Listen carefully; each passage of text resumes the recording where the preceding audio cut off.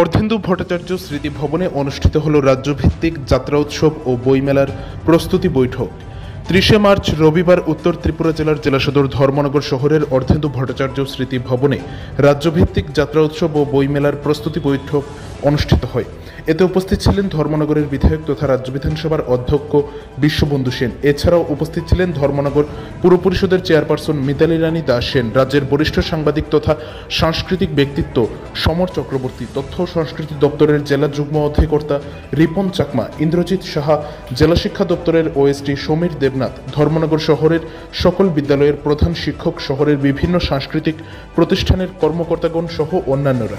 এই রাজ্যভিত্তিক যাত্রা উৎসবে ধর্মনগর সহ রাজ্যের বিভিন্ন প্রান্ত থেকে যাত্রাদল অংশগ্রহণ করবে বলে জানা যায়। অংশগ্রহণকারী প্রত্যেক দলের যাওয়া আসা, থাকা খাওয়া সব খরচ কমিটি বহন করবে। সেই সাথে প্রত্যেক দলকে 50,000 টাকা করে দেওয়া হবে প্রোডাকশন বাবদ। আগামী 9 মার্চ থেকে 23 মার্চ পর্যন্ত ধর্মনগরের বিবেকানন্দ সার্ধ শতবার্ষিকী ভবনে চলবে এই রাজ্যভিত্তিক যাত্রা উৎসব। এই যাত্রা উৎসবের শুভ উদ্বোধন করবেন ত্রিপুরা রাজ্যের মুখ্যমন্ত্রী প্রফেসর ডক্টর মানিক সাহা। অপরদিকে 19 মার্চ থেকে 23 মার্চ পর্যন্ত 5 দিন ব্যাপী ধর্মনগরের বিবিআই স্কুলের ছোট ময়দানে অনুষ্ঠিত হতে চলেছে বইমেলা। এই বইমেলায় কবিতা পাঠ, সাংস্কৃতিক অনুষ্ঠান, যাত্রা, নাটক সহ আরও বিভিন্ন অনুষ্ঠান রয়েছে বলে জানা যায়। সব মিলিয়ে ধর্মনগর শহর বর্তমানে সাংস্কৃতিক জোয়ারে ভাসছে, এমনটাই বিভিন্ন অনুষ্ঠানের মাধ্যমে ফুটে উঠছে।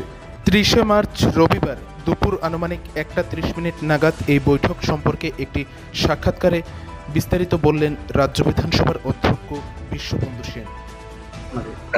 দুটো ইস্যু, দীর্ঘদিন পরে আমাদের সরকারের মাননীয় মুখ্যমন্ত্রী প্রফেসর ডক্টর মানিক সাহাজির উদ্যোগে যাত্রা উৎসব হবে এবং যাত্রা উৎসবের এবার স্থান নির্ধারিত হয়েছে ধর্মনগর।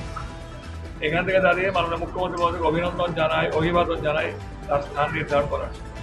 এবং আগে আমি যখন যাত্রা করতাম সিপিএম এর আমলে, তখন একটা পার্টি পেত যাত্রা করে ম্যাক্সিমাম 800 থেকে 1000।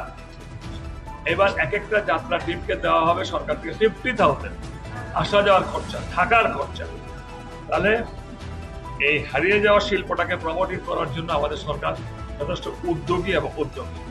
তারই পরিপ্রেক্ষিতে আজকে আমরা যেখানে সভা হলো এটাকে কিভাবে সফলতম করা যায়। দ্বিতীয়ত, after 6 years we are going to settle a book fair here. 6 বছর পরে বইমেলা হবে ধর্মনগরে।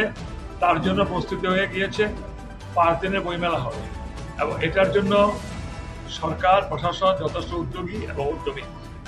যাত্রা উৎসব বইমেলা কিভাবে সফলকাম করা যায়, ধর্মনগর সমস্ত শিল্পী ভাই বোনেরা এসছেন, সমস্ত কালচারাল বিভিন্ন ডিপার্টমেন্টের আধিকারিকরা এসছেন, হেডমাস্টারবাবুরা এসছেন, সবাই উৎসাহী এবং সবার কাছ থেকে আমরা সহমর্মিতা সহযোগিতা চেয়েছি, ইনক্লুডিং মিউনিসিপ্যালিটি অলসো। আমাদের চেয়ারপারসন আছেন। এটাকে কিভাবে ধর্মনগরের মধ্যে সফলতম করা যায় তার জন্যই আজকে এখানে আমাদের বইমেলা কবে থেকে শুরু হবে এবং যাত্রা উৎসব শুরু হচ্ছে 9 এপ্রিল। এটা উদ্বোধন করবেন মাননীয় মুখ্যমন্ত্রী মহোদয়। বইমেলা শুরু হবে 19 এপ্রিল থেকে।